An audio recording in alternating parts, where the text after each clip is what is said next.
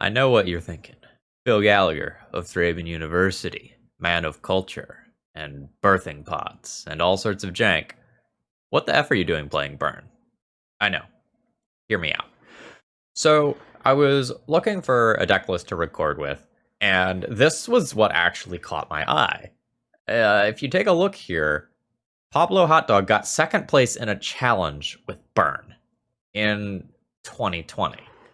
2020, where Oko and Uro are like life gain staples that get shoved into basically any deck they could possibly fit into, even crazy things like Infect. So it seems just absolutely insane to me to register Burn. But every once in a while, some genius swallows their pride and says, I think Burn is good right now. And they show up with Burn and they top 8 something. And so this was one of those times where I'm playing the deck list to try to see what Pablo Hotdog sees. I want to see why someone would want to register Burn right now, because it seems absolutely nuts to me, but I want to see if I'm missing something. So most of the stuff that's here is not particularly interesting, but there's one thing that's super cool, and it's the secondary reason why I wanted to play this deck list. So if you take a look, there are 19 mountains in this list. I split them between mountains and snow-covered mountains because I'm not a crazy heathen, and I know that Predict is a card that exists in this format. So, why are there no fetch lands to thin the deck and fuel things like Grim Lavamancers in the sideboard? It's because this deck is playing Roiling Vortex. At the beginning of each player's upkeep, it deals 1 damage to them. Whenever a player casts a spell, if no mana was spent to cast that spell, Roiling Vortex deals 5 damage to that player. And it has this one other tiny little line of text, 1 red, your opponents can't gain life this turn. Now that's mighty interesting. So, I don't know whether or not this is good deck building. And I want to find that out. Now, what makes me say it's not? This deck may play a certain finisher that has an alternate cost instead of paying mana. Which has me a little bit nervous. And I think the Rift Bolts also damage you, right? Let's see, at the beginning, whenever a player casts a spell, if no mana was spent to cast that spell. Is this casting? Yeah, so I think my Rift Bolts and my Fireblast are both going to hurt me with Roiling Vortex in play. So is this genius or Mad Lad? I don't know. As far as the sideboard goes, it's relatively unexciting. We have some sweet white border Blood Moons that'll mise some people in some games, so we can look forward to that. I did find it interesting that the player chose to play Ingot Chewers over the more traditional 4 Smash to Smithereens. In my mind, most Burn sideboards start with 4 Smash to Smithereens and then some Graveyard Hate, and you go from there. So I'm interested to see how this goes. We are going to try to fight Fire Design with our Fireblasts here and see whether or not it actually works. As always, I want to take a moment for you YouTube folks and remind you to consider liking and subscribing to the channel if you haven't already. And as far as other stuff goes, remember that in the description, I am now always linking to the deck lists and such. So not just for this video, but for any of my more recent videos. If you're ever looking for the deck list, it will be there. Sometimes you have to hit the show all button to see everything though. All right, let's jump into round 1 and see how we do. So I'm here for round 1 with a 1-lander, which probably I just snap this off as Burn. While with a lot of normal decks, you really want to have a good mix of lands and spells. With Burn, you prefer to be spell heavy most of the time. Like, you'll draw lands as the game goes on, you just really want to have gas.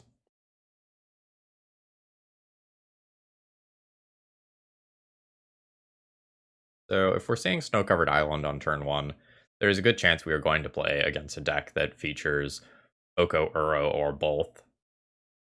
So maybe we can see, like, immediately whether or not something like Roiling Vortex is going to be good. We are immediately going to run into the whole, like, Roiling Vortex Fireblast situation.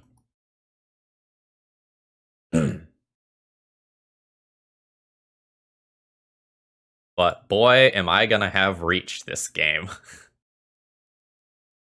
Like, 2 uncounterable exquisite firecrafts plus a Fireblast towards the tail end of this game is going to be brutal.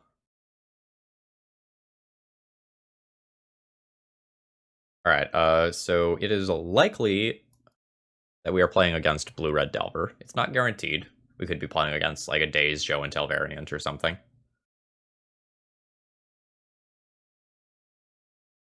So this is a sort of interesting situation. So I have passed the turn without playing a land, which tells my opponent that I have 7 fucking burn spells in hand, and I am just going to fling fire at their face until they die.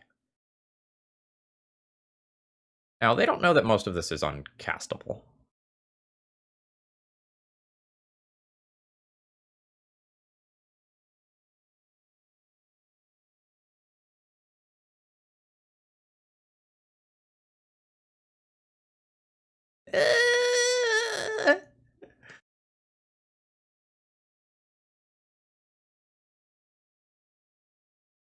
When it gets to my opponent's turn, and I don't cast a spell in their end step, this is super awkward. I mean, it's already super awkward, but, you know, it'll be much worse. My price of progress is kind of dead.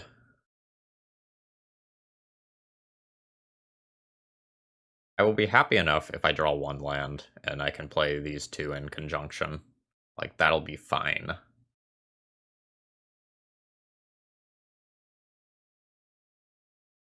I kind of have 2 dead cards, because the second Fireblast isn't going to be live.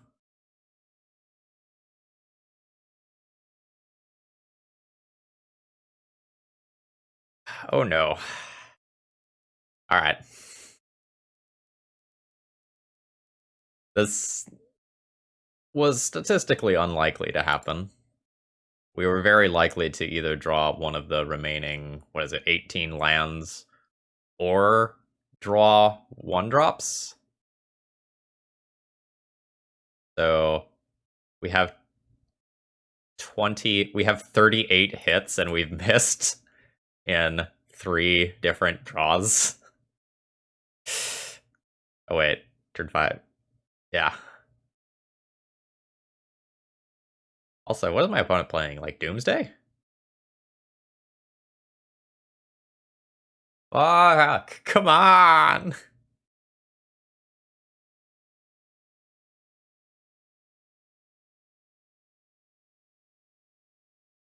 Doomsday makes sense. They're super afraid of dropping their life total and then just like dying. They can't win in 1 turn. I expect this to be a predict. Nope.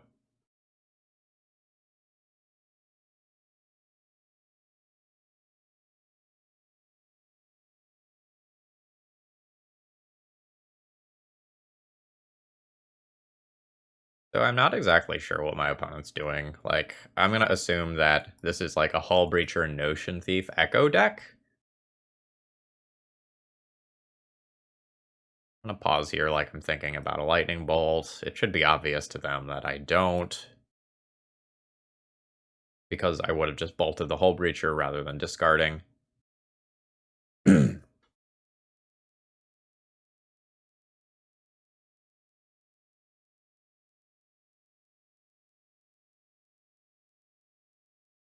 This is not how you look to start out a league, especially when you're recording. I just have like so much delve. Waiting to pay costs.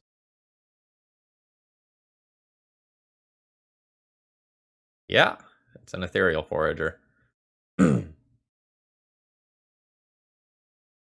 Alright, I think I'm just going to concede if I don't draw a land here. Yeah, I think I can just pack this one in. So it looks like my opponent is some sort of blue-black, slightly bigger than like traditional Delver deck.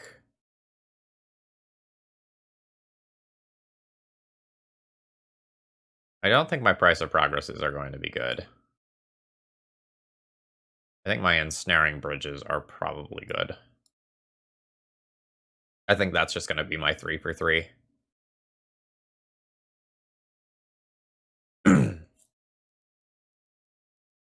Could board another Roiling Vortex and board out, like, one Fireblast or something.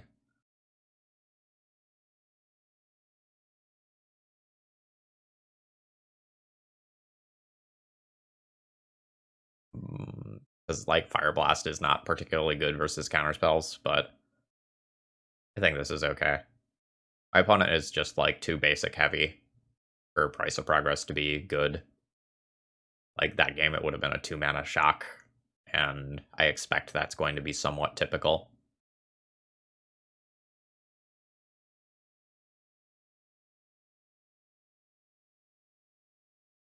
But, like, man, we missed on almost literally... No, it was greater than half the deck. It was 38 draws that were good. And we just bricked off. That's okay. We will chalk that one up to good old Mr. Variance and move on.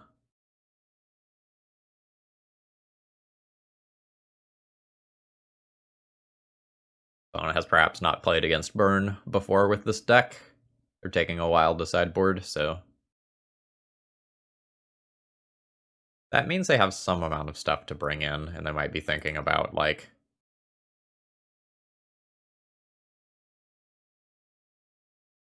how much creature removal am I leaving in versus how many, like, Flusterstorm type cards do I want to be playing.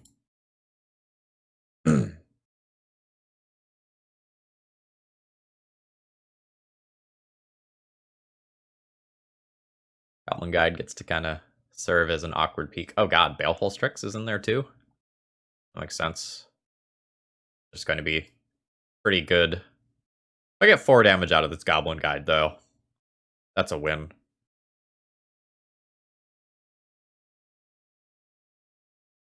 Swift Spear. The Swift Spear is only worth 1 point of damage this turn, but is probably worth 2 next turn, so that is a Lightning Bolt worth of value. I will go ahead and do that. I'm super happy if my opponent dazes and gets further away from casting Baleful Strix.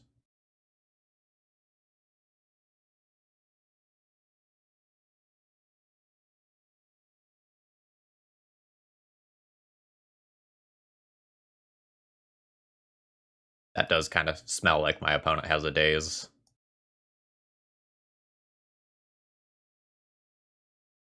I see a Force of Negation on the top of their library.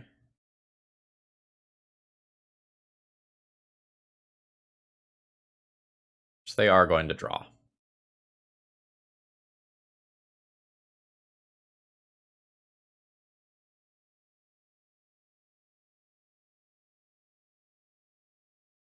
I will attempt to Lightning Bolt a Baleful Strix, and it might get Force of Negation.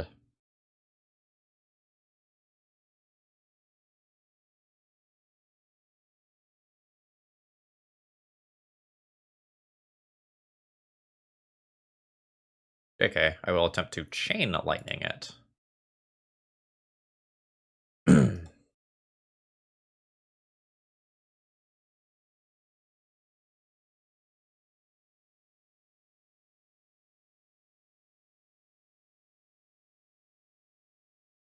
I'm not 100% sure whether or not I'm supposed to just attack in with both creatures, take 2 damage, like, lose a creature here, in order to try and push damage. Oh, okay, so they did have the daze. That's much better than Force of Negationing it.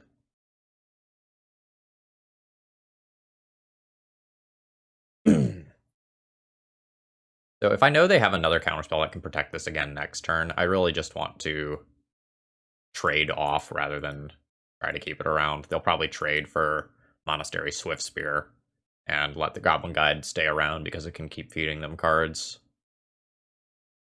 Well, not keep feeding, this is the first one I've actually given them.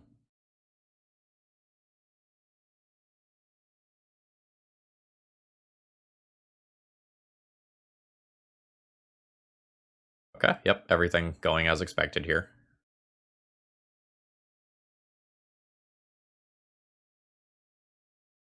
Daze is pretty awkward against burn. Like, you want to be making your land drops and advance yourself to the point where you start deploying cards that can end the game more quickly than the burn player can end the game, or cards that help you gain life and stabilize.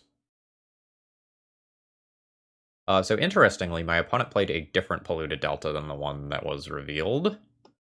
Unless this is like an art preview bug, which does happen on Magic Online. My opponent discarded another land. I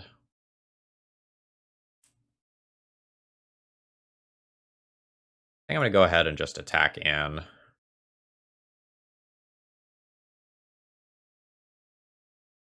Alright, you can have a Flooded Strand.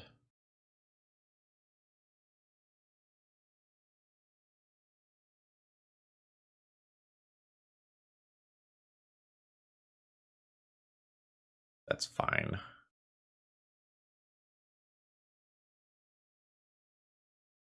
So I might take some damage from this if I just play this here. But it's a card that I don't need to generate very much value out of to just kill my opponent. And it's also a card that my opponent is going to want to remove badly.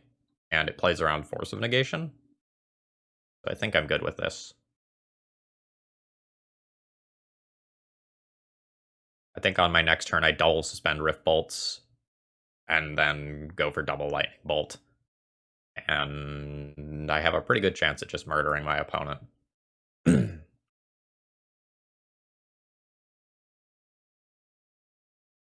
Yeah, so it looks like they should still have another Polluted Delta in hand.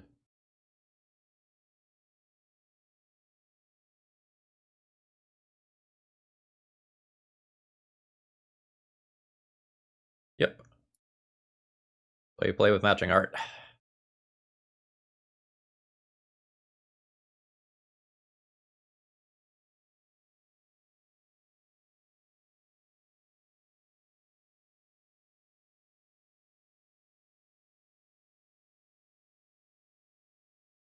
You got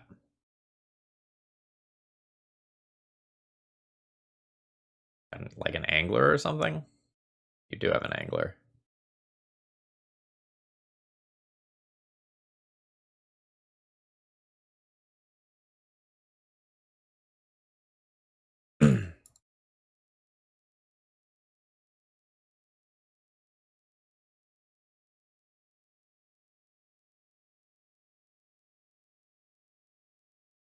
I think this card in play. Do I want a lightning bolt? No, I don't want to lightning bolt them around days. I just want to suspend these.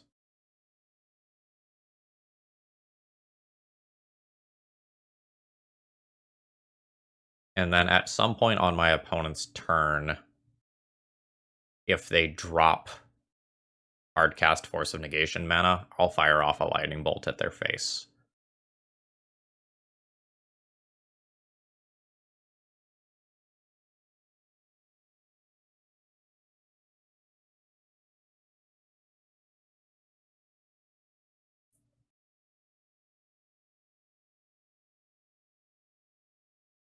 I do want to try to play around that Force of Negation if possible.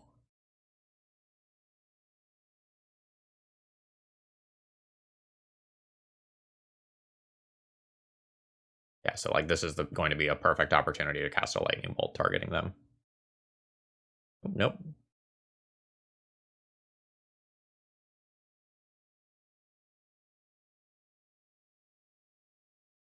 Sure. I'm going to take a lot from my own creature, but hopefully they end up dying.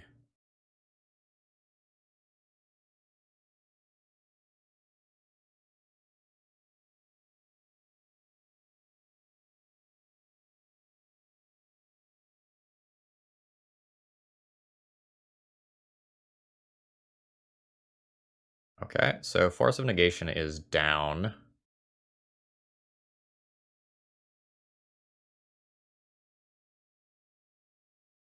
I go for this.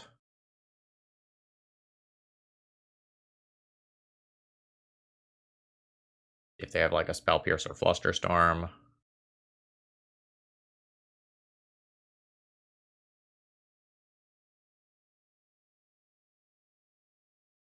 And now I theoretically have lethal.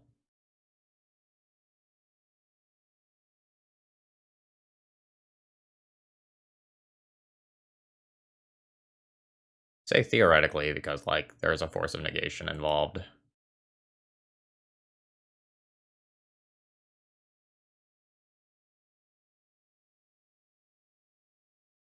Yeah, that saves you 1 life. That's good with me.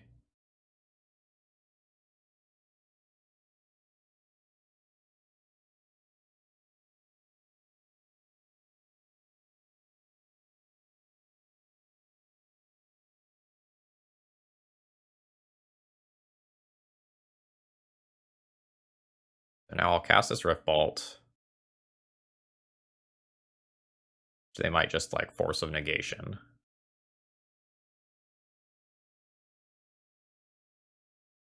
It in fact makes sense for them to.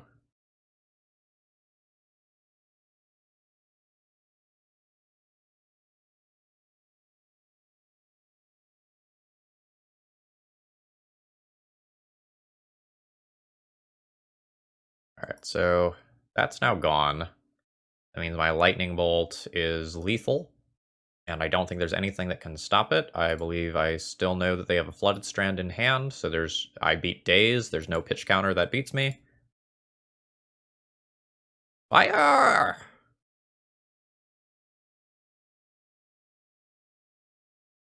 Yeah, there we go. Let me check this real quick. Who is sending me stuff?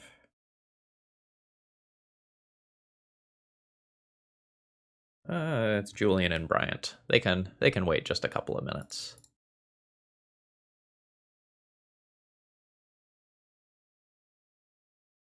I don't think I want to change anything about my sideboarding on the draw. There's a world where I board in Smash to Smithereens, or Baleful Strix specifically, but I don't know. It seems like a little bit of a stretch. I'm going to keep this hand.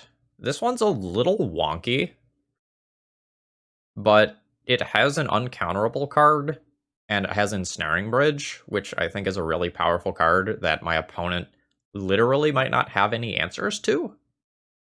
Like, I don't know if you board in an Echoing Truth sort of card versus Burn. Like, if my opponent is anticipating Ensnaring Bridge because they saw this list, then, like, maybe. But this is the sort of card where if I exhaust their counters early when they protect their life total, this keeps me from dying to Gurmag Anglers and Whales.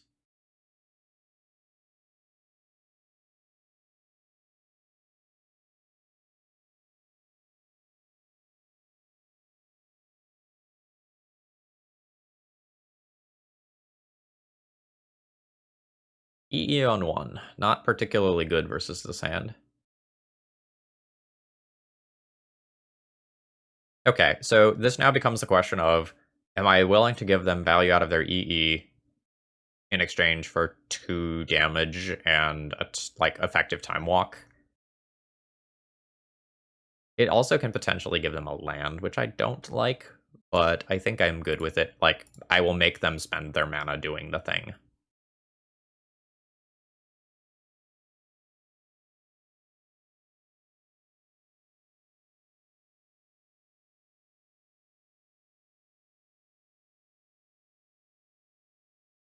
Like, if they EE in this turn cycle, then they're not deploying something that kills me or something that picks apart my hand or anything of that nature.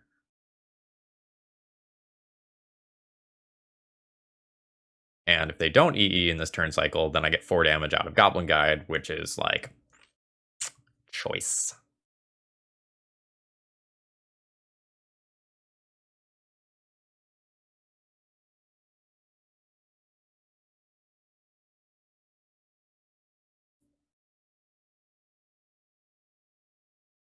This is something I won't play out this turn, or I might oddly play out post-combat.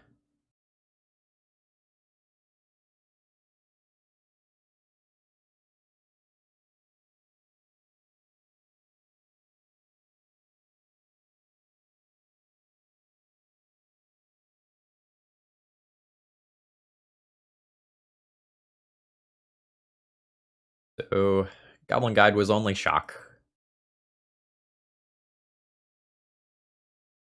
That's okay. I think I do go ahead and still post-combat Monastery Swift Spear, because I'm also going to suspend Rift Bolt, and this gives this a theoretical boost next turn. I don't know that I will, like, Rift Bolt the Baleful Strix. There's worlds where I do. There's a lot of worlds where I don't, and I just, like, send it at the dome.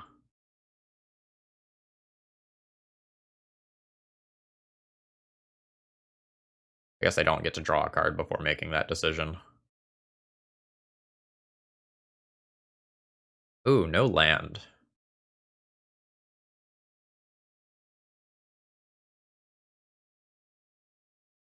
I'm gonna go ahead and send it at the Strix. If I Exquisite Firecraft their face, I get 3 damage in with the Swift Spear this turn.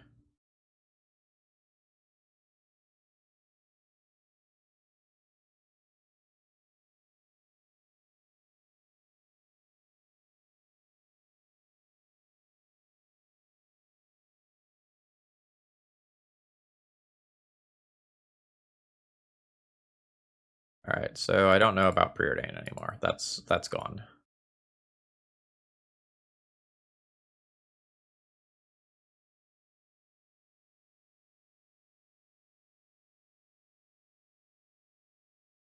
Actually, I wonder if I was supposed to Rift Bolt their face and then Exquisite Firecraft the Baleful Strix.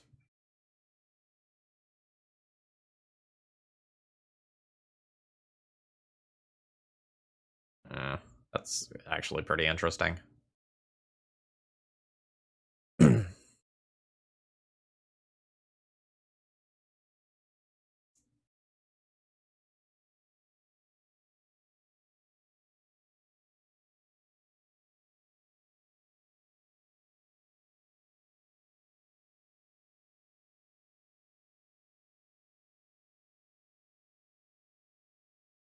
Yeah, I think I messed this turn up. Do I do it? I lose out 1 damage this turn, but my opponent missed a land drop and they might not actually have another. This doesn't get dazed or anything like that.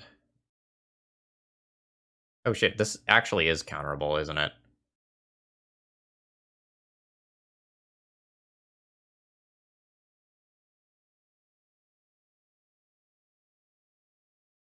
Guess if my opponent goes to counter it, I could Fireblast and make it uncounterable.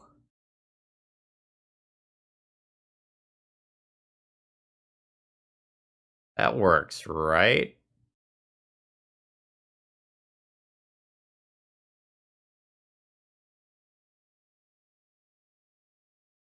I've never done this before. I think this works.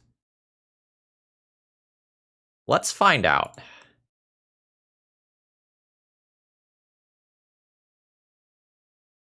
This makes my Ensnaring Bridge way worse, but...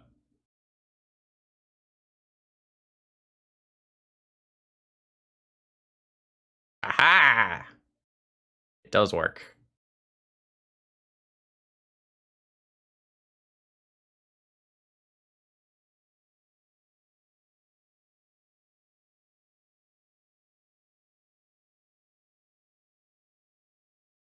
Almost every time that I've ever played with Exquisite Firecraft, it's just been a no-brainer. Like, that card has always been uncounterable.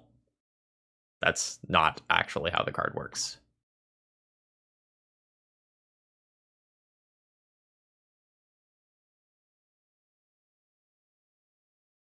Yeah, so I think I should have played that turn differently. I should have Rift Bolted. Well, I guess if I don't have cards in graveyard, it's like the correct number of cards in graveyard. It's weird.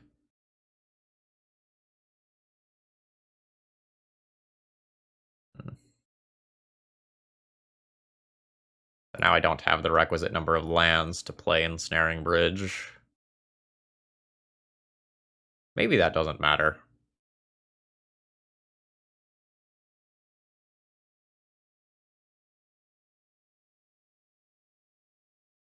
It really matters if opponent has something like another Baleful Strix to just clog up the board while they can also attack with Kermag Angler.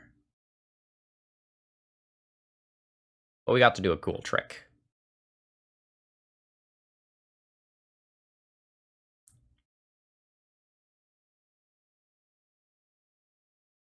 Also, I just noticed the huge clock disparity between me and my opponent.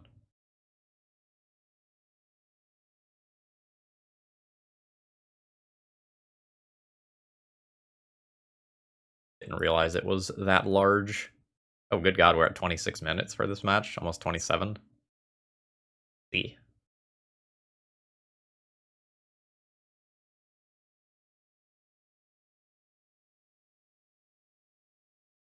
Hmm.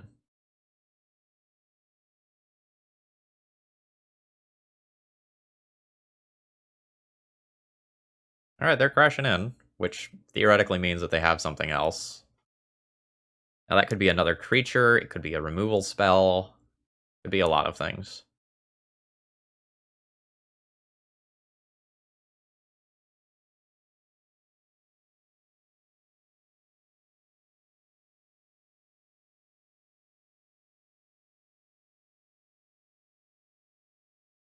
Could be a Hull Breacher to block.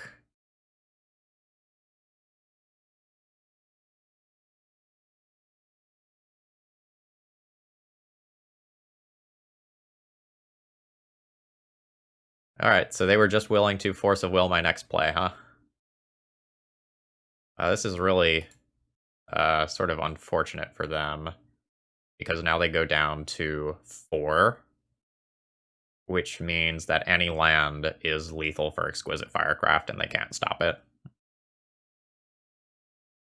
It also means that if they fetch, any Lightning Bolt style card is lethal.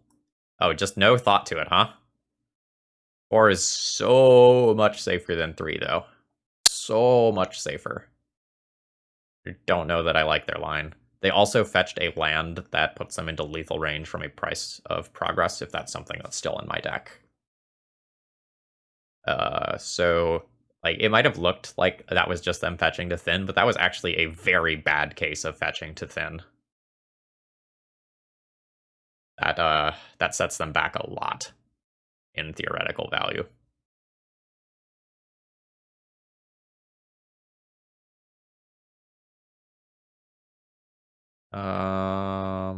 Yeah, I can't think of anything that beats me here.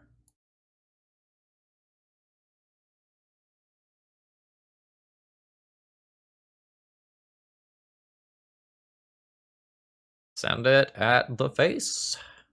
And we get there. GG, Wooded Raptus. GG. Okay, so while last round we had too few lands, now we probably have a few too many. I think I need to mulligan this 4-lander. We're probably only getting our opponent about half dead with this. This is much better. I'll keep this and throw back 1 land. So we're playing against a Yorion deck, which probably means some sort of, like, Snow Monstrosity. Could be Death and Taxes. Could be my Birthing Pod list that I tweeted out after I 5-0'd. Those are the things that come to mind. There's also some Yorion Reclaimer decks.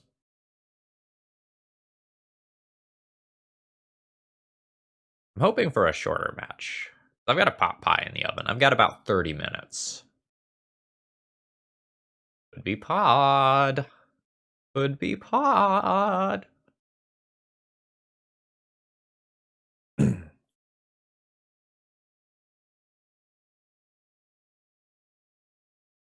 Could be pod.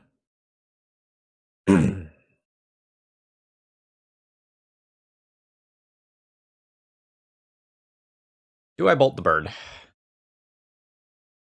I know they say always bolt the bird, but I kind of just want to go dome with these chain lightnings. I have a lot of damage in the hole.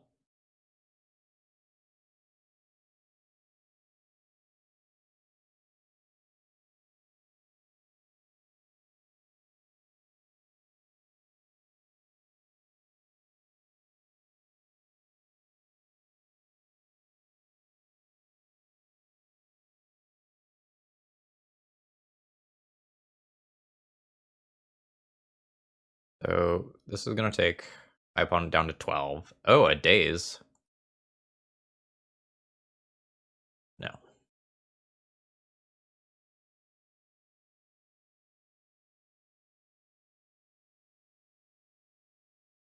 I don't think my pod list played daze.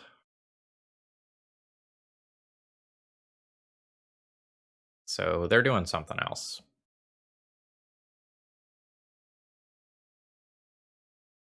Alright, so they're going to be a control deck.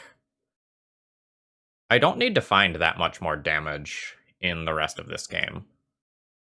I need 4 more damage the rest of this game outside of these uncounterable exquisite firecrafts. So that's probably just my opponent fetching and this Rift Bolt resolving. I'll be playing Rift Bolt around like some sort of Flusterstorm type card. So I think I'm good with what's happening here. Fuck this guy though. This is what I was worried about. Because now all of a sudden, so much mana. Now all of a sudden my opponent can gain 3 life every turn for the rest of the game. I just don't think I come back from that.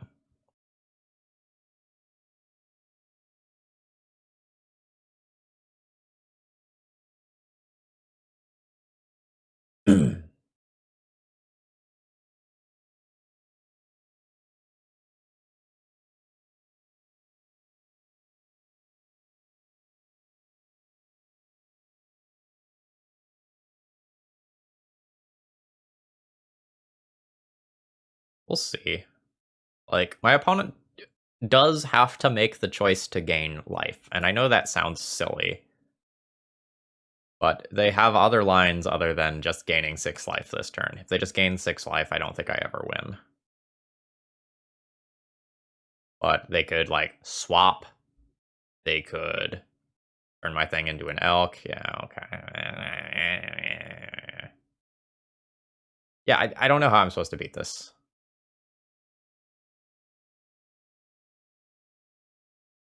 My opponent goes back to 14, and then I have this huge hurdle to come over.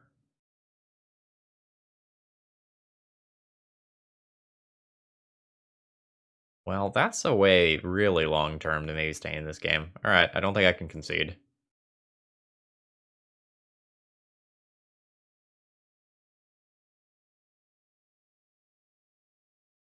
Because if this game goes really long, Price of Progress could threaten to do, 10 plus damage pretty easily.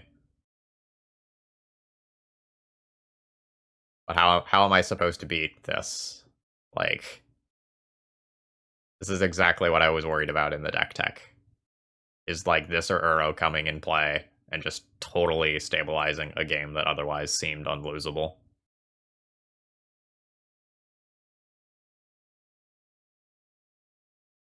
My opponent like doesn't even need to play a threat ever. Because like these noble hierarchs and just a bird attacking or something. I guess they just have Yorion. Yeah, I think I'm dead.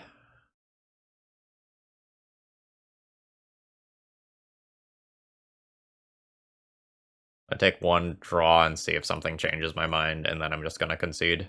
I just can't beat this card. Yeah. I have so much burn in my hand, and it's just like my opponent gets 6 more life next turn. They're back to 19. Yep. Alright. There's another game where Oko just like single-handedly wins it without my opponent needing to play any other spells for the rest of the game.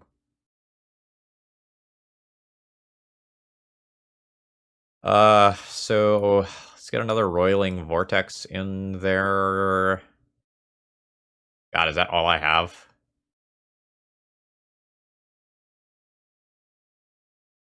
Yikes.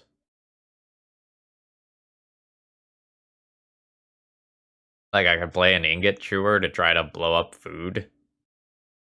Eh. God, yeah, this matchup seems awful.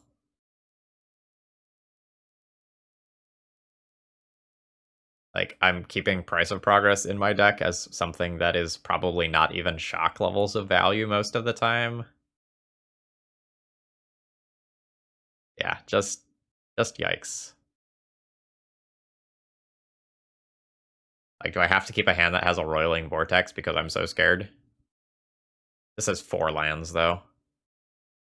No, I don't think I can keep this. This I can keep, and I'll toss back 1 land.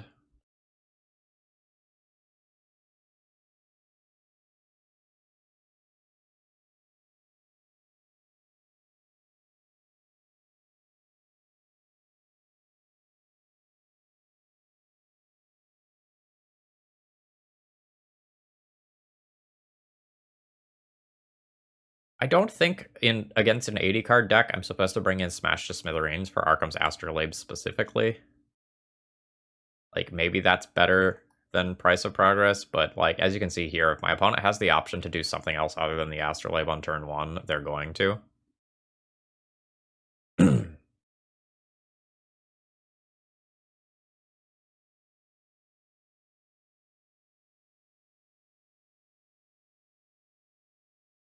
My opponent has a Daze on top of their library, which means I probably need to fire off both Chain Lightnings this turn, so that Exquisite Firecraft can be uncounterable.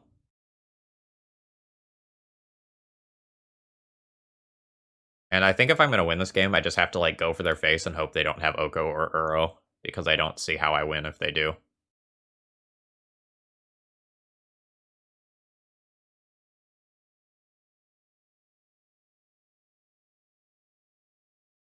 Yeah, see, something like this is more what I'm hoping for. They have a slow-ish start where they can't just, like, jam a 2019 or 2020 card that instantly invalidates my first 3+ turns of the game.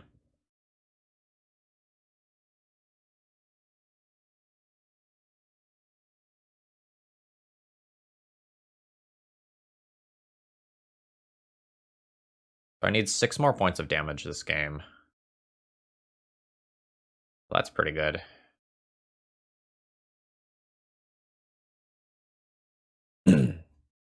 So I can play this around a Daze. Also, my opponent doesn't have an island for what it's worth.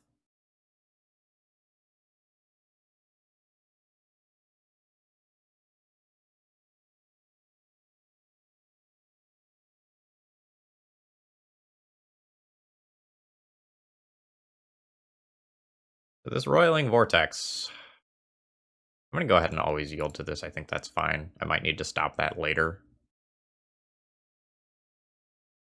but it seems like it'll be okay.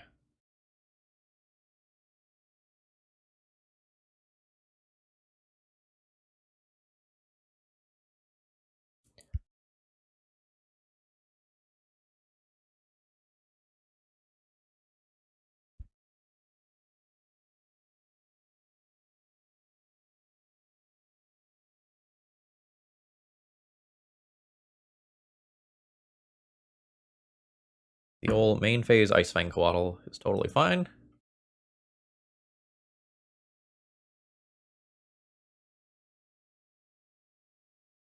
Okay, why are my shortcuts not working?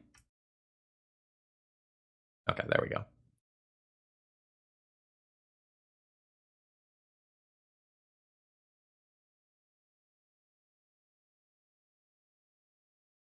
I'm actually pretty happy with drawing the land. That means that I can Exquisite Firecraft while holding up Roiling Vortex still.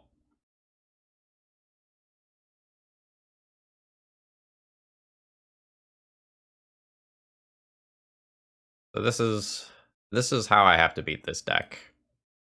It's just like, A, hope they don't have Uro or Oko, and B, also get Roiling Vortex into play so that they can't gain that life.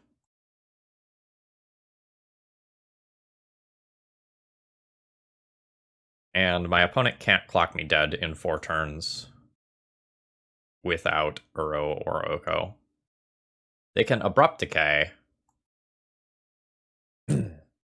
Abrupt Decay removing this would be pretty good, but I don't know how many colors my opponent is, and I don't know if they have access to something like Abrupt Decay or Assassin's Trophy.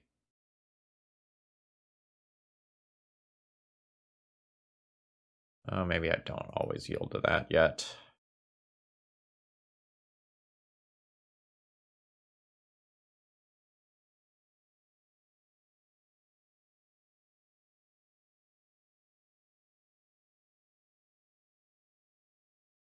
I think I just hardcast this.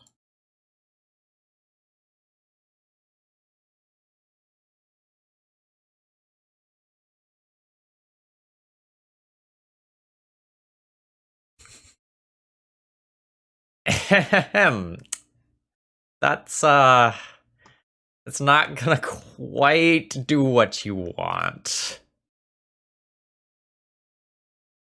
I think I need to snip that one. That's a good one.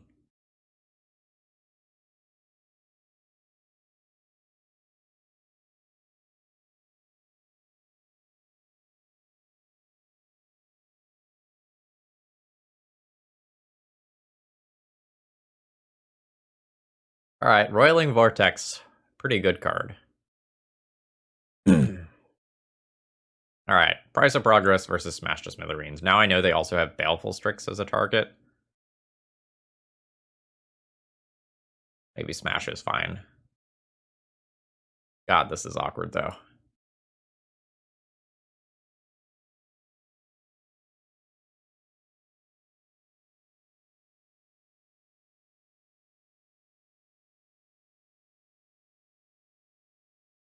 My creatures are so bad on the draw at like actually forcing damage. But I'm not throwing this back. Like, if my opponent can't answer them, these Goblin Guides represent just so much damage.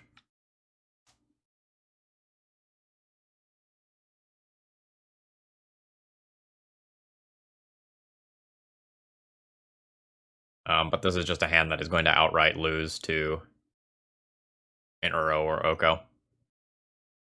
But I don't think I get to do anything about that.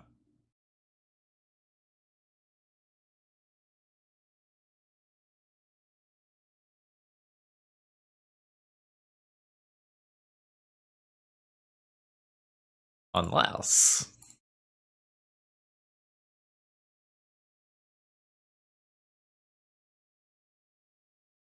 God, that was a clutch draw.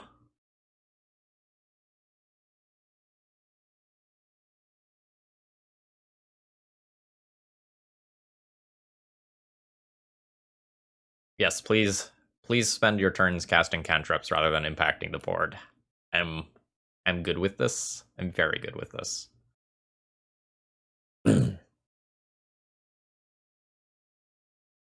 My next turn as of right now is pretty likely to look like land, Goblin Guide, attack for 4, followed by Chain Lightning. Or maybe Chain Lightning, main phase 1. I want to play Goblin Guide around Daze. I'm very sure of that.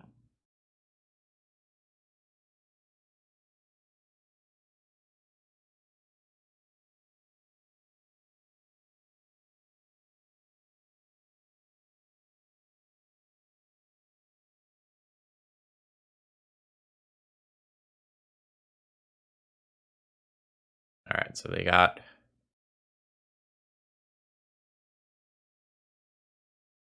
They just got 2 Prismatic Vistas. Neat.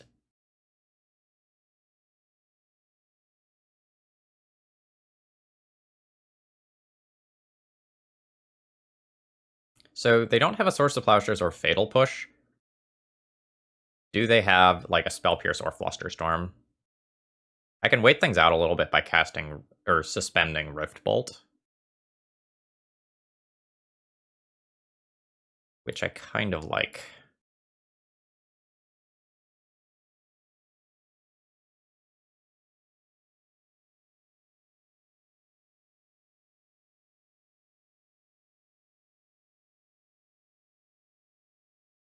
Although maybe I was supposed to chain lightning because if they do have spell pierce hitting the Roiling Vortex is so much of a bigger deal. Dead of Winter or Oko? What are we looking at? White? Teferi? Oh, Teferi counters my uh stupid thing. My suspended card. Okay, that's a reason to not suspend. Although I don't know that that was something that I was supposed to actively play around.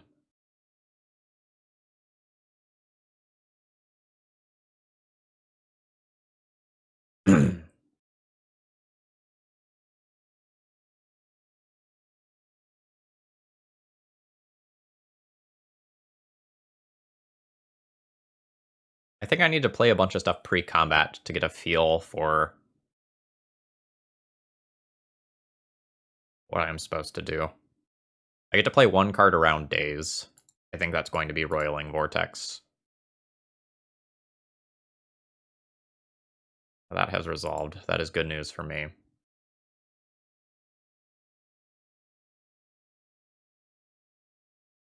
Do I kill the Teferi?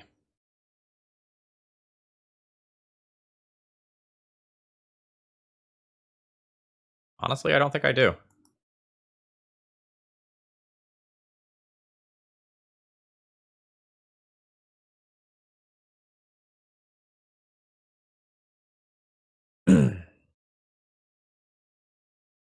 There is an Uro coming. And I don't have mana up for Roiling Vortex this turn, unfortunately.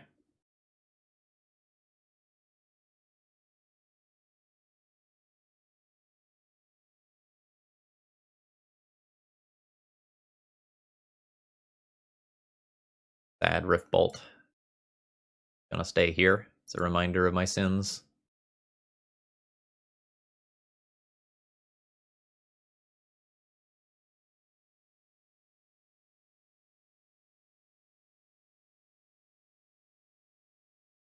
So kind of the good news is that my opponent's counter spells are largely going to be off because they're mostly going to be like for free.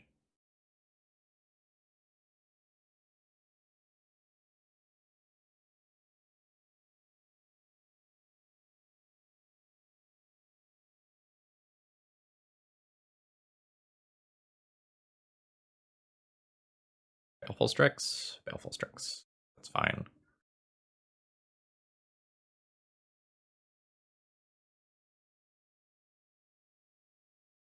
So I currently have no things in my graveyard.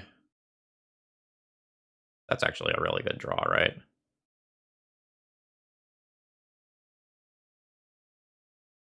Yeah, they're tapped out. They are just going to die. So I will Chain Lightning you.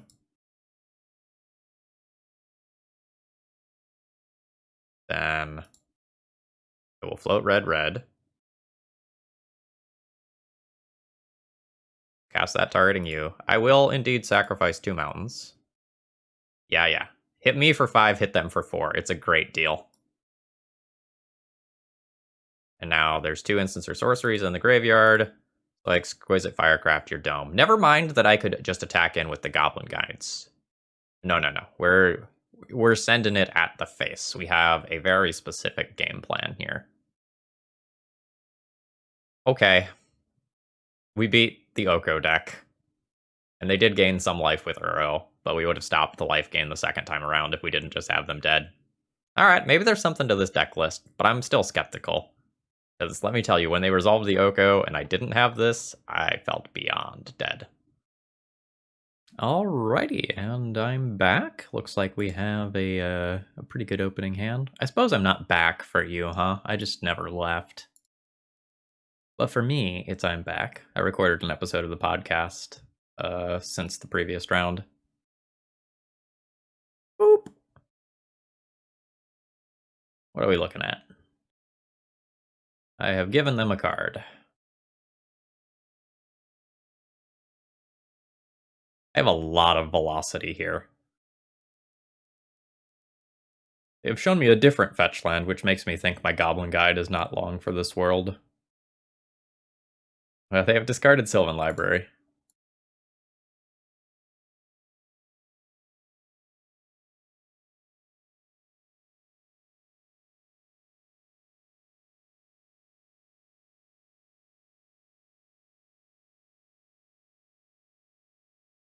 So something is getting pierced or swords or bolted.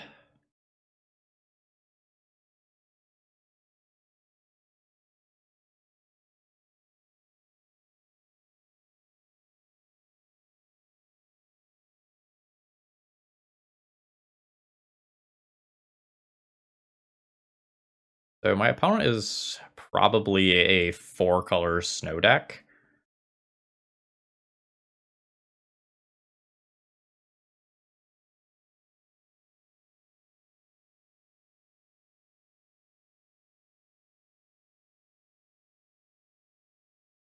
Now they know they can brainstorm into lightning bolt. It's a little unfortunate, but that is what it is.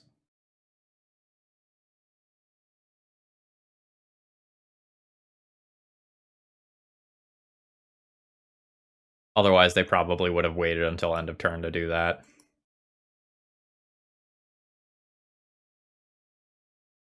So there is a definite question for how I should play this turn. Part of me wants to not play around days and just cast Rift Bolt the hard way. And the reason is because if I suspend this and Teferi eats it, I would be sad. I don't want to miss out on this damage. I think I'm just going to go ahead and cast this for full cost. Not playing around days, but playing around Teferi by doing so.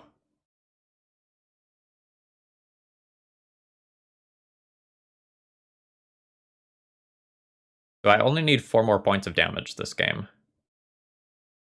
God damn it. See this? It's not good. Like, they just get the full end of that next turn as well.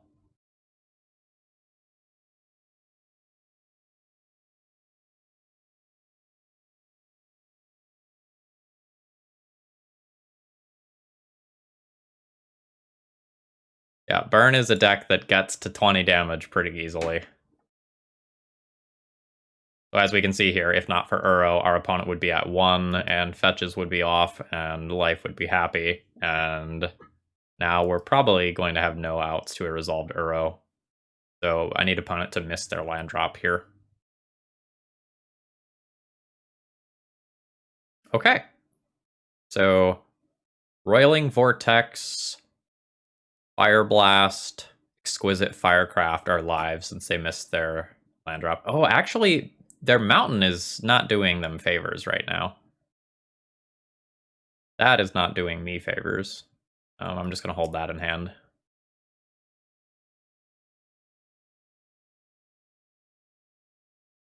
Sure. Yep. So now any blue or green land wins them the game, basically. Okay, they are getting punished for their mana base. God damn it.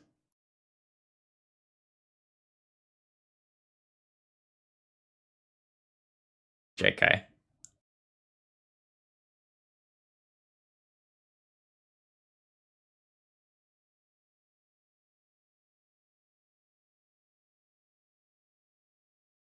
There is a world. I need them to tap that wasteland so they can't wasteland themselves.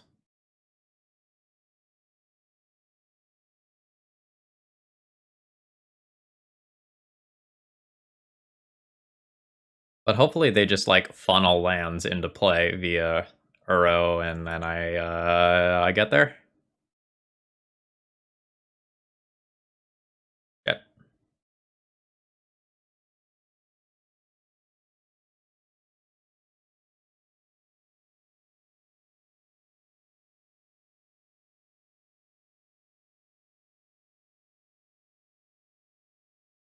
Yep. Price of Progress deals 6 right now, so it's not lethal. And really, it only does 2 damage because they can wasteland themselves. Not good.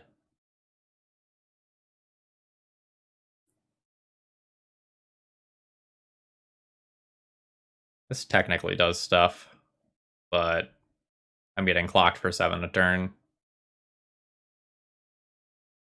They might just leave this in play, honestly, even if they could counter it or remove it.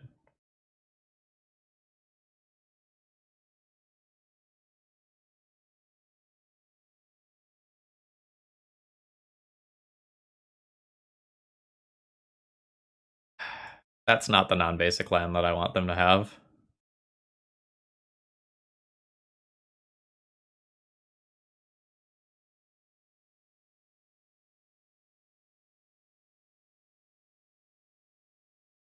I mean, this is late to the party.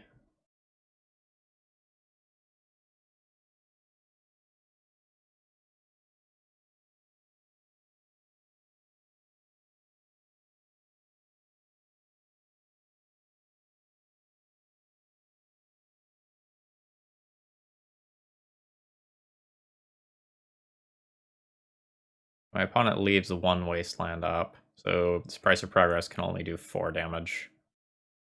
Not worth casting.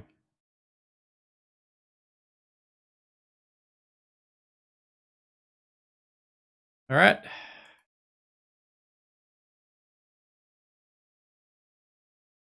I need my opponent to like tap both wastelands, and I need to draw another price to progress. That's more or less how I could win this.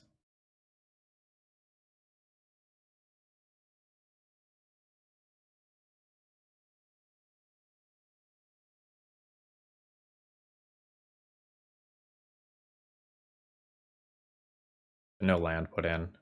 So specifically, it's 8-16 exactly if I can fire off 2 price of progresses that resolve, so I can leave this in play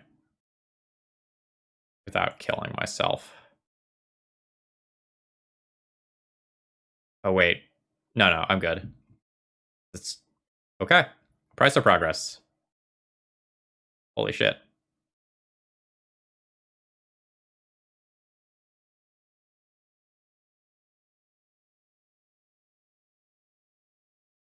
Alright. Do I do it now? Like maybe they don't see wastelanding themselves, or because I think once they draw a card, they're just gonna attack with Uro again. I think I cast this now.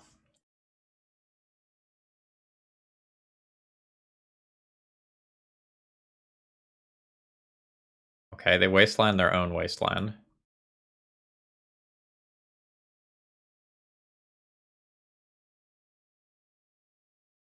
So they'll take 6.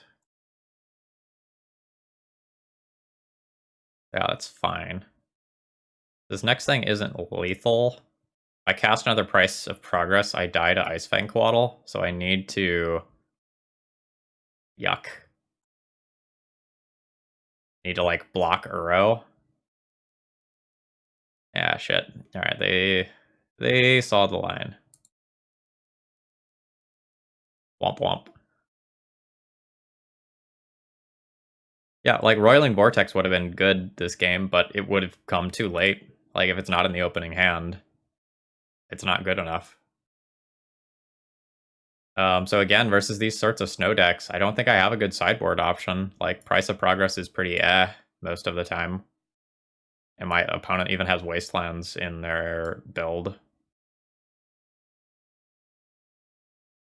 Like I could try Demise with Blood Moon. I could try to board Grafdigger's Cage specifically for escape, but don't think that's really where I need to be. I need to just be pointing things at my opponent's face and hope they die.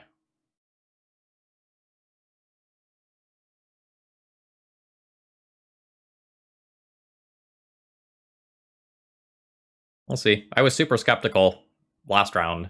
I think it was last round when I played against a snow style deck, and I still won, so board. So this is a very reasonable burn hand that if my opponent plays a life gain source just isn't good enough anymore.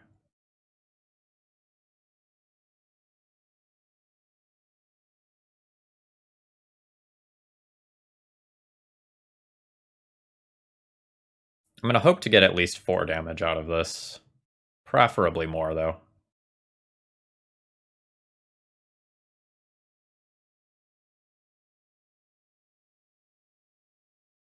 Well, maybe Price of Progress will be good this game. My opponent is leading on Volcanic Island. Which means they probably don't have a blue basic. That draw is not good for me. And I'm just going to F6 through my opponent's turn. I guess I can F2.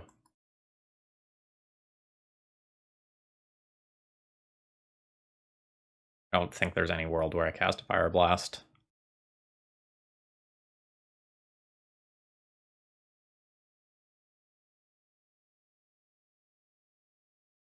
Yeah, I don't think I Fireblast that here. I would like to, yes, thank you.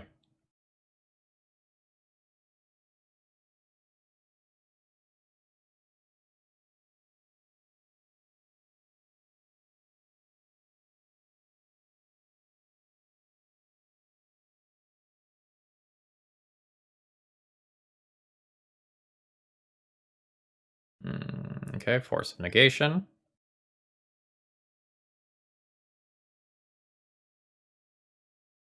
Do I have to Fireblast it?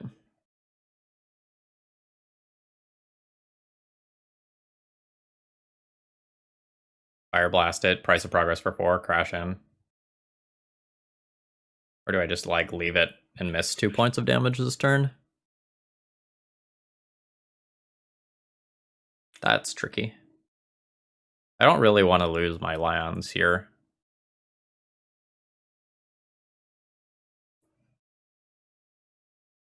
And I guess every time they do attack with this, it's 2 points of damage as of right now. I'm not comfortable with this thing staying alive.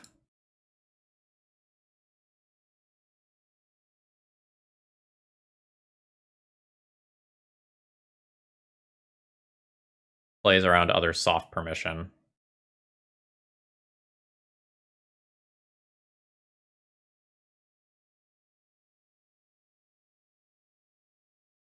And I guess this means I'm just going for this. I've got the mana floating.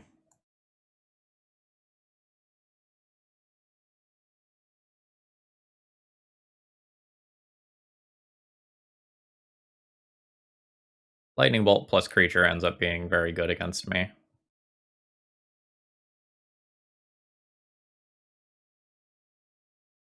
But I think I overestimated the number of basic lands that my opponent was going to have. They showed me Prismatic Vista last game, but, like, now they're on Volk plus Trop.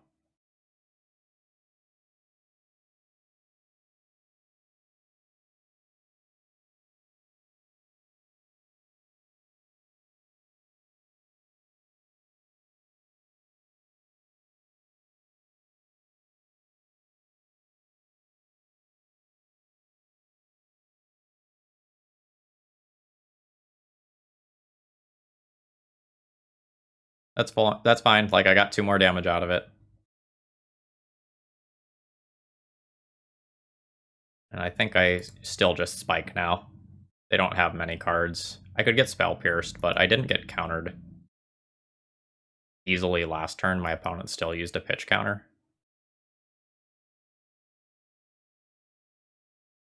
Oh, cool. We lose. I don't know. I guess because they're, like, getting greedy with Wasteland, I maybe don't lose immediately.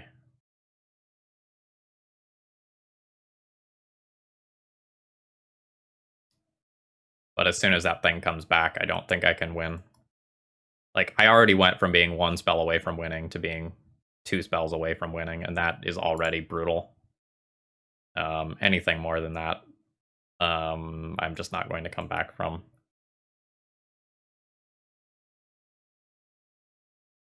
If they fetch, though, all of a sudden Exquisite Firecraft or Fireblast is a kill.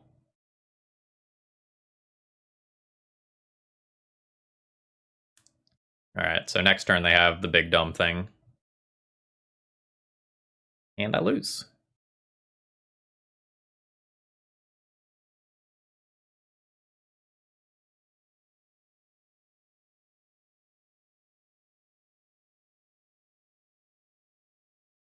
My opponent's also pretty likely to have a counter spell.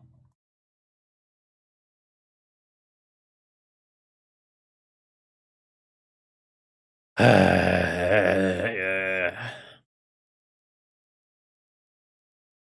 1, 2, 3, 4, 5. They do indeed have the requisite number of cards. But they have to tap the Wasteland to do it. So if they play around Price of Progress, they don't get Uro this turn. They die if they tap that Wasteland. if I have the theoretical price of progress.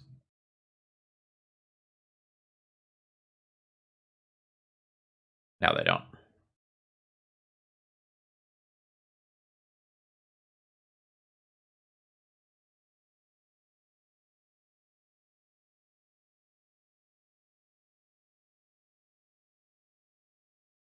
You want to leave a lightning bolt in the graveyard that badly?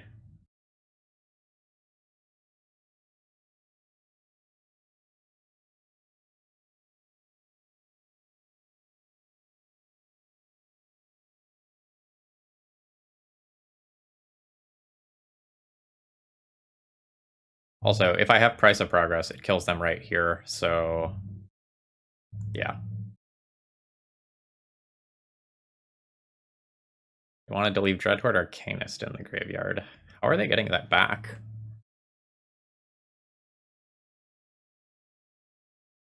No, and they have the third wasteland.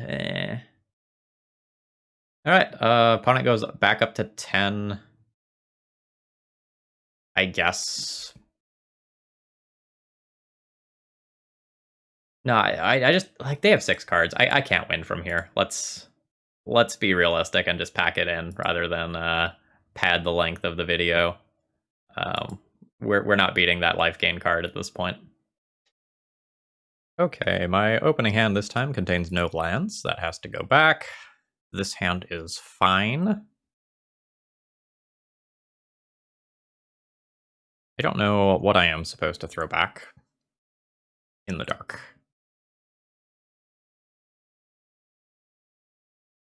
So I could just throw back the second land and hope that I draw one later, but the second land is important because it enables 2 of my cards. I think I'm just going to throw back the price of progress because there's a decent number of matchups right now that just include a whole lot of basic lands, and that is the card that is most likely to be a blank in my hand. I don't know, though. Could be wrong.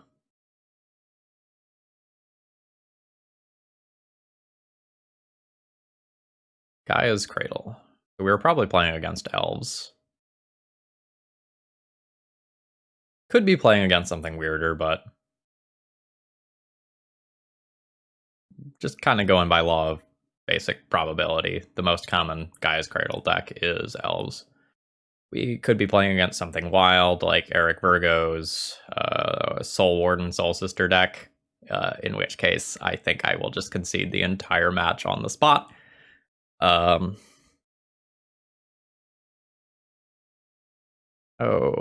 rats. I'm getting a call that I really should take. I can't really take it right now, though. Womp womp.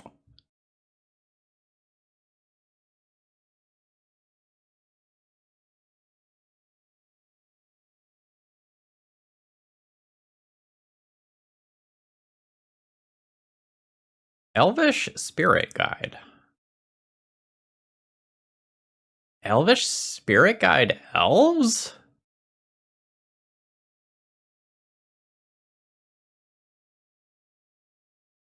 Spicy.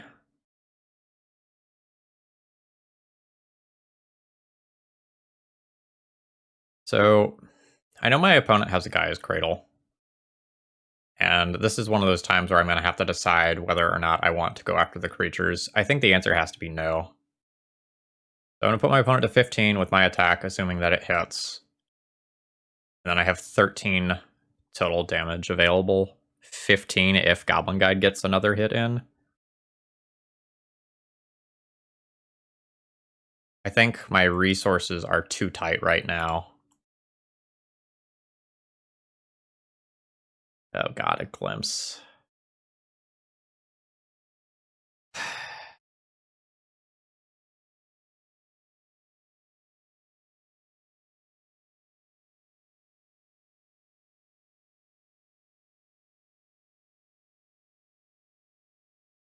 Glimpse plus Cradle is really spooky.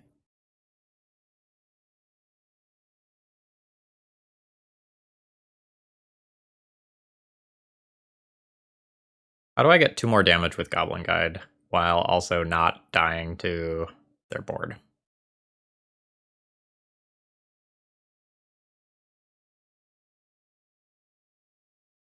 Maybe I have to just top deck another 1-drop next turn. I'm gonna go ahead and play my Sorcery Speed Lava Spike. And I think I just have to send this bolt upstairs. And hope not to die. I just think that if I go after these creatures with my spells, that my opponent can rebuild faster than I can.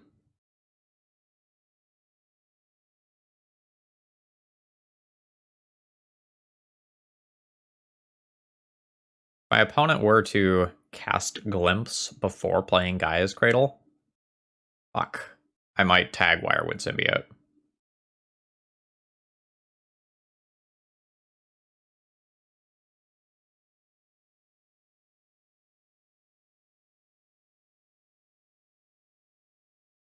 Yuck.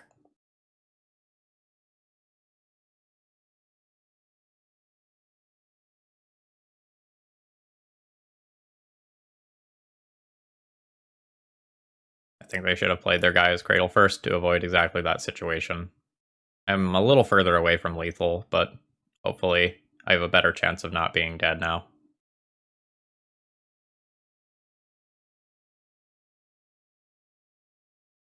They probably only get to play one more creature.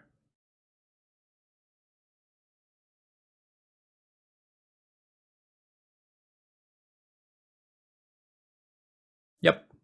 Okay, so that's very good for me.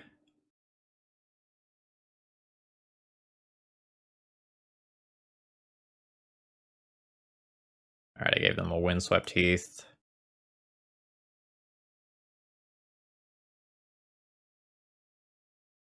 All right, opponent is at 9. Now, I am no math magician, but 3 plus 3 plus 4, that is more than 9. I think my opponent very likely lost this one for not playing their Gaia's Cradle prior to casting Glimpse. One more mana means multiple more spells. It means that they realistically can have a blocker for the Goblin Guide. I think that was a really big deal. Okay, do I sideboard? Roiling Vortex doesn't seem particularly good. I would kind of like to not play that.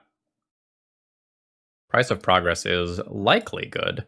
My opponent is going to be sitting on things like Dryad Arbors and Cavern of Souls and Fetch Lands and Cradles. So this is probably worth 4 damage most of the time. Then I can consider Grafdigger's Cage or Ensnaring Bridge.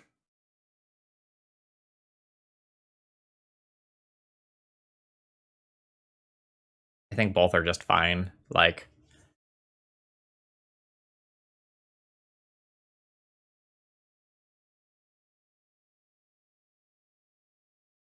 I don't really want to draw a cage if I'm ahead. I only kind of want to draw a cage if I'm behind.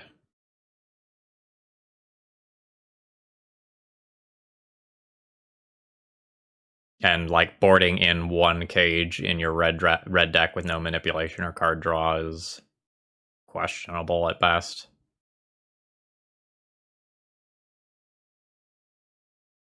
But playing one Roiling Vortex.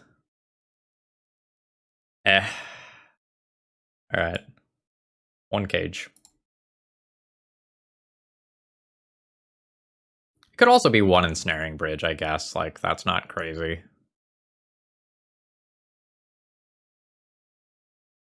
Maybe on the draw my creatures are bad, and I should consider boarding out some of them.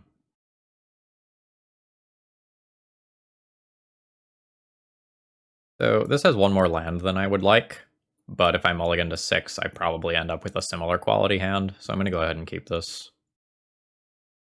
And Eidolon would greatly improve this hand.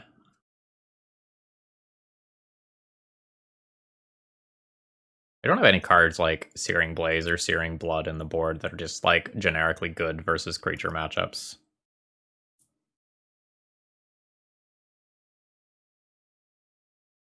You're just passing?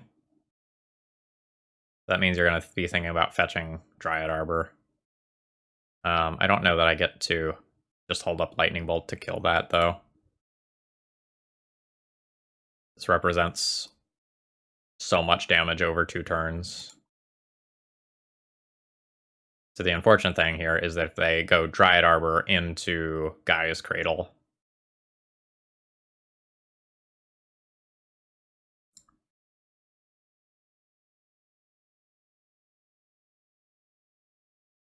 no? Just straight up fetch to thin? What did you keep that made that good?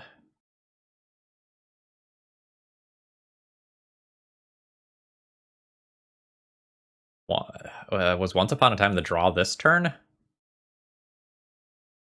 Their 6-card hand must have been a little rough.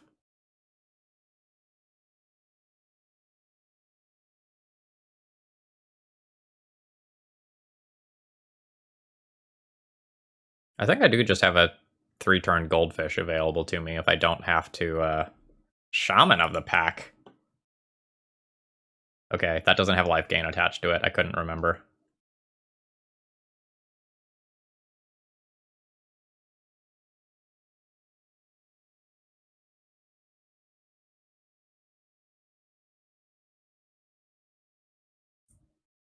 Send them.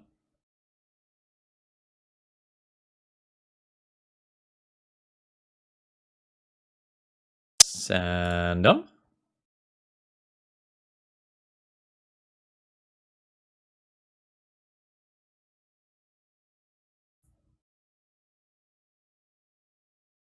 But I think short of getting comboed off, I'm just going to kill next turn.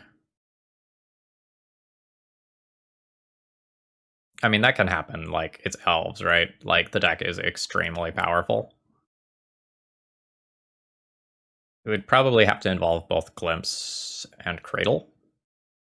Like, Glimpse, 1-drop, Cradle, I'll throw a Heritage Druid in there, or do the thing.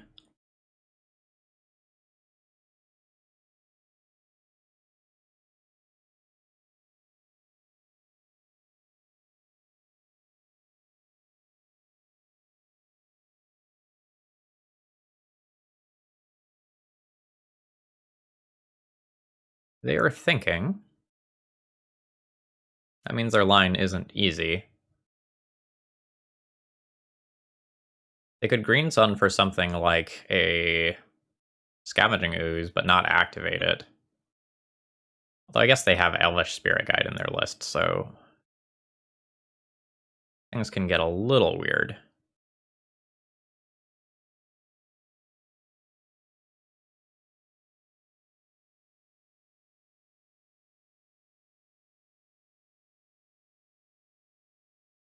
They also didn't jump block last turn to save a Lightning Bolt worth of damage, which I suppose probably makes sense in most worlds. Okay, this is the start of something that can kill me.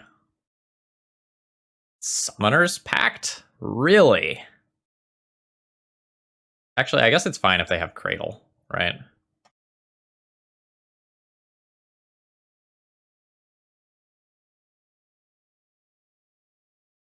Alright, I'm just gonna F6. I'll let them know that I don't have Fireblast. Okay, this is... minus the Summoner's Pact in the middle, this was the sequence that I said had the possibility of killing me. Oh, is that it? That's not good enough.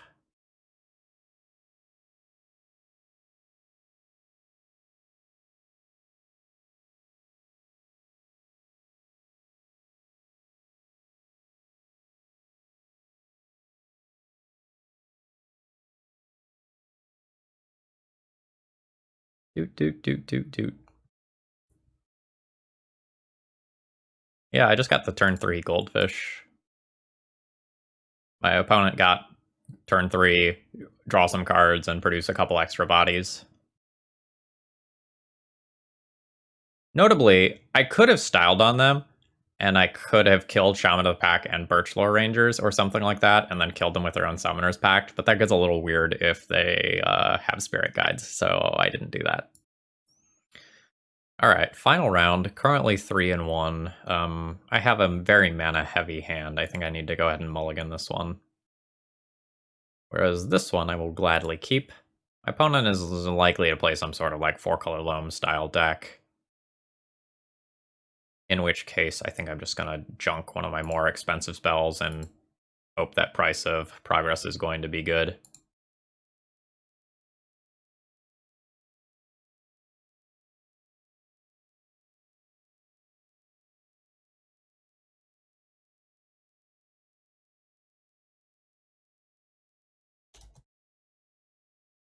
Ooh, maybe not 4-color loam.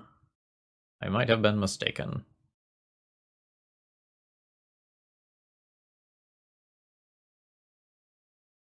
Should technically do this post-combat, but I don't think that matters. Our start is now very strong.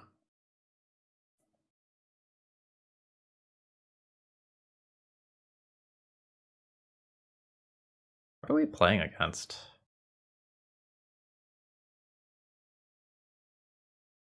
Some sort of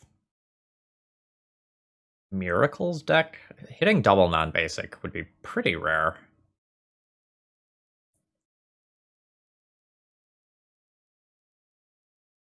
That was a shuffle. I think I'm okay with taking the first Price of Progress as 4 damage. It's really 5 damage because of this prowess trigger. I could hold out for a little while longer, but I think resolving something when I'm pretty sure I've got a good chance of resolving it is probably correct there.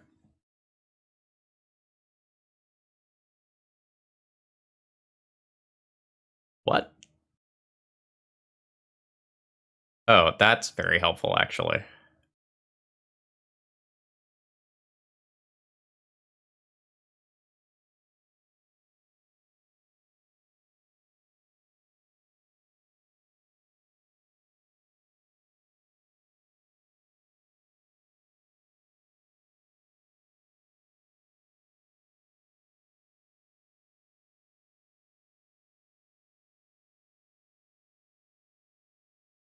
I think I just go ahead and attack in.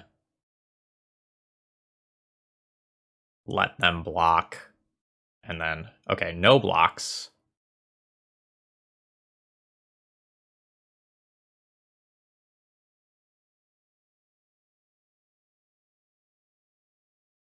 We just Lightning Bolt them? Lightning Bolt Mentor? Like, the Mentor is a huge problem if they untap.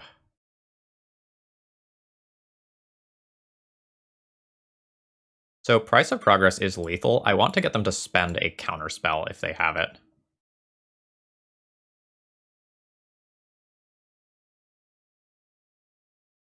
Like, if they have one counterspell, I want it to be on this Lightning Bolt.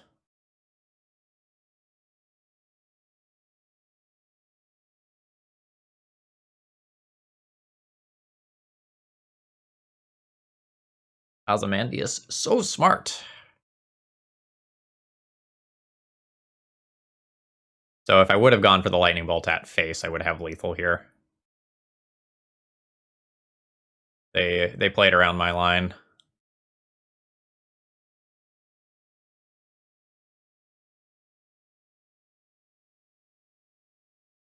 So if I do the same line this turn, the block is forced since they are at 1. So I'm just going to go ahead and send the Lightning Bolt upstairs and see if it works. I play around Spell Pierce, Flusterstorm, Daze, all that sort of stuff. Okay. So my opponent pitched a Hull Breacher to Force of Will, but I still don't have a 100% clear picture of what they're doing. It seems like they're a Jeskai mid-range deck that probably has like Monastery Mentors, Hull Breachers, and Echoes. So what does that mean for me?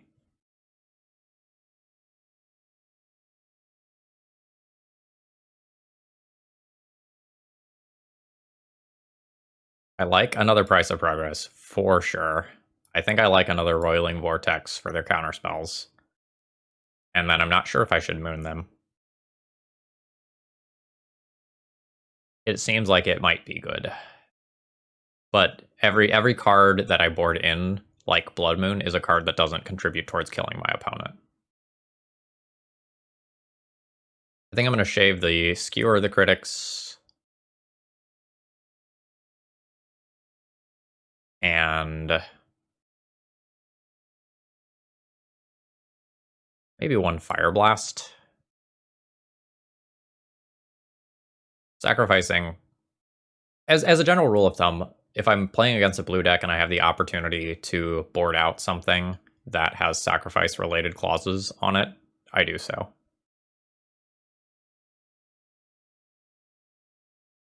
Alright, so I will keep my hand. I have a good amount of burn and two things that sort of like burn at a slower pace.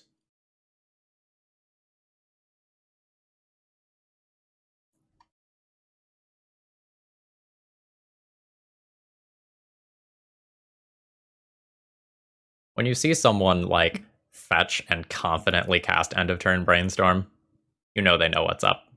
Like, they have a plan. Alright, that needs to be dealt with. That is on the list of cards that you just answer no matter what. I hope I don't have to spend 2 cards to answer it, though. I do not. In which case, I think I'm going to suspend a Rift Bolt.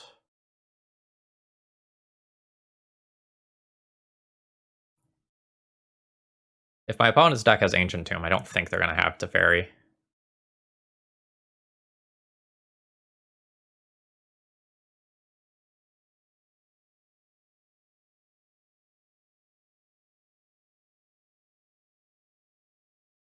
I have Gas.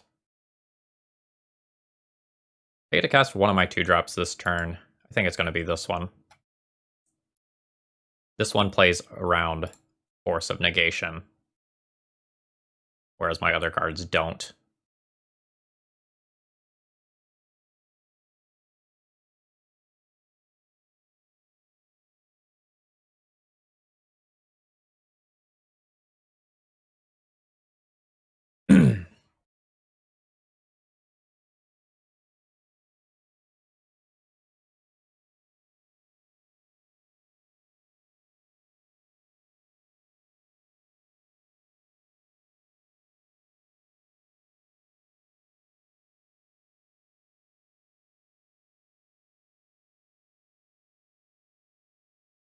I think I want to fire a Lightning Bolt at their face right here.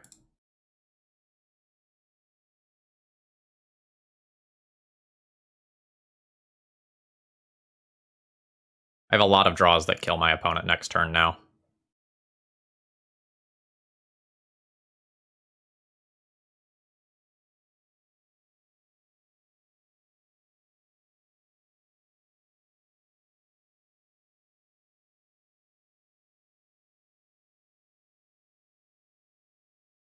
It's a Force Pitch a Hull Breacher. So now, do I want to play Roiling Vortex or do I want to play Lightning Bolt? I think I want to play Roiling Vortex.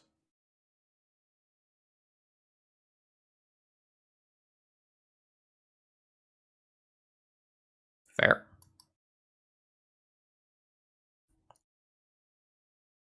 I could get like Echoed or what is it, Days Undoing here. Otherwise, I feel pretty good.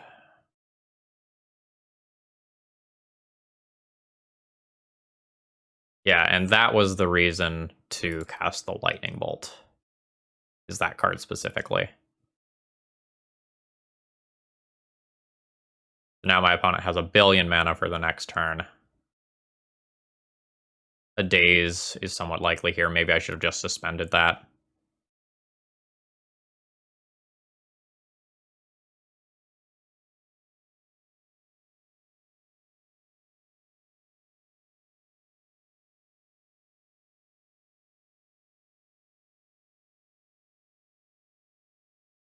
My opponent plays a Mentor. I think I'm dead. Well, that's pretty good. Now, if opponent fetches, I can try to kill them, but I don't think they would. Like,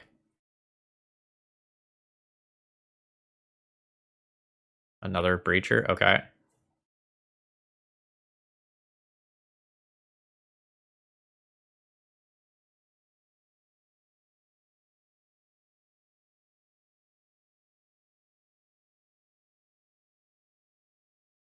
Alright, need to draw out this turn, and I need my opponent's 6 cards to do nothing. What do you think? Likely? I don't think it's likely.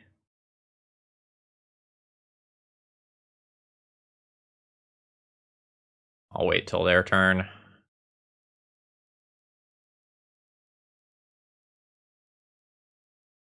I'll do it upkeep, though.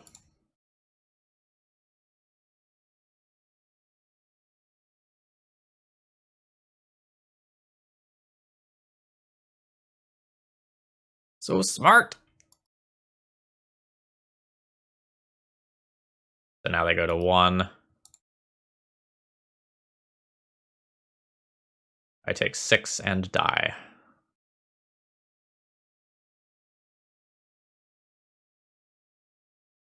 I guess maybe I should have just done it on my turn. Because of that exact interaction right there. But they had mana. Okay. So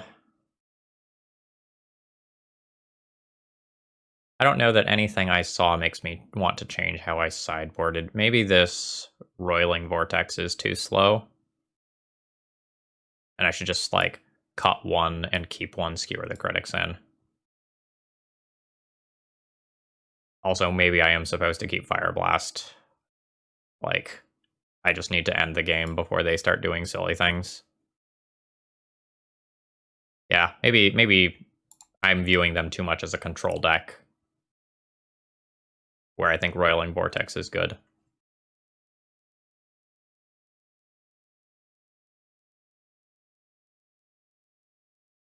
I would like to play first.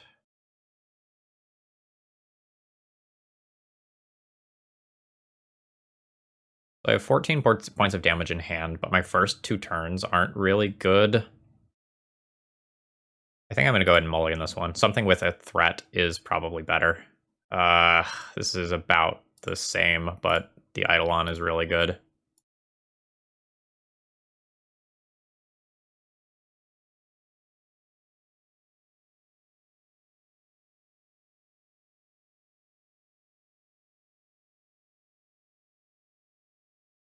I feel like this one is trending towards a loss.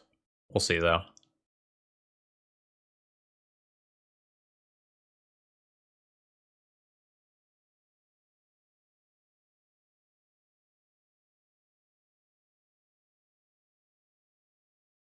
Alright, I really don't need more lands off the top like that. This is great. I hope it just doesn't get Swords to Plowshared.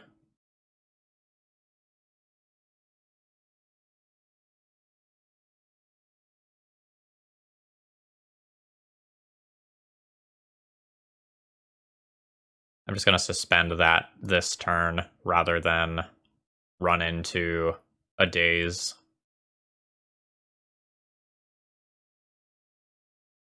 I'm 1 more turn away from being super scared. God damn it, they do have Teferi in their Ancient Tomb deck. Alright, I got super punished.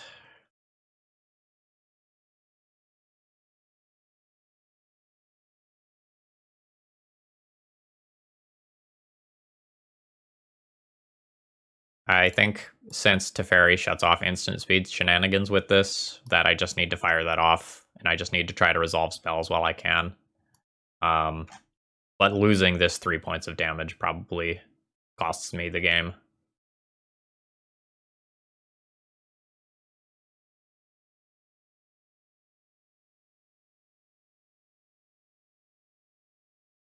Yep, I feel super dead. I need to kill this so it doesn't run away with the game, which means I'm not pointing something at my opponent that works towards getting them dead.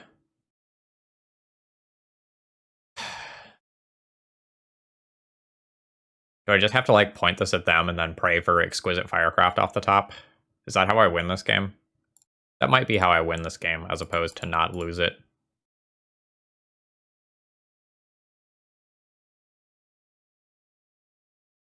Oh, they have force the negation. Alright, I'm dead.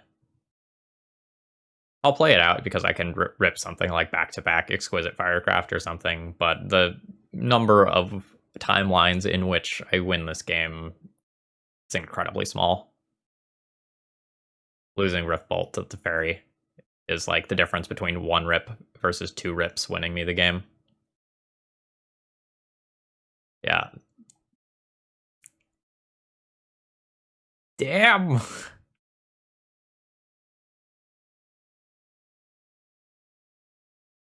Okay, so if my opponent has the Days Undoing, I am just going to lose here. They'll hit me for 4, uptick that, and then, like, we're done.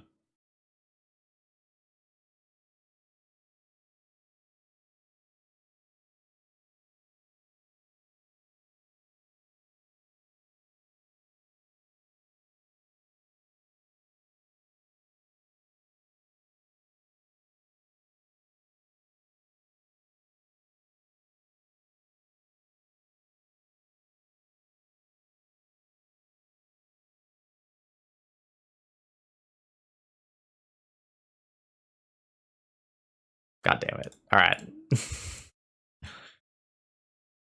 Can't even respond to that because of the Teferi.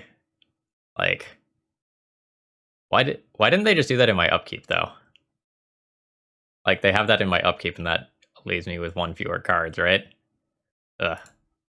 Okay. Well, Pablo Hot Dog, congrats to you on your top 8 with Burn. However, this deck list did not feel very good. Like, I was still horrified every time an Oko or Uro came down, and I don't think, like, a 2 of in your main deck fixes that. We goldfish people pretty quickly. Like, that's one of the things that Burn does. But I don't feel like this deck list is, like, hyper well positioned to the point that I want to register this over some other deck that I normally play. I also felt like the sideboard was really bad. I basically didn't feel like I had sideboard cards for most of my rounds. The sideboard is focused on addressing specific issues, and I felt like one of the most specific issues that I needed to address was life gain from my opponents, and my sideboard does that with 1 card. I don't think that's an acceptable place to be. I also don't know if this is like Pinnacle time for Price of Progress with all of the non-basic lands floating around. We definitely saw matchups where like this was just not where I wanted to be. And while I understand like some of these cards, like I see what the deck builder is trying to do with having these here. When you combine that with things like Blood Moon and like the normal artifact hate that this deck is seeing, that just leaves you with basically nothing for blue decks. And a huge portion of the metagame right now is composed of Rogue Delver plus Snow. So overall, we're just gonna yeet that deck list and not look at it again. Not super happy with this league as a whole, but I hope you all enjoyed. If you do and you made it to this point in the video, please consider, liking, commenting, that sort of thing to help more people find my content. Have a great rest of the day.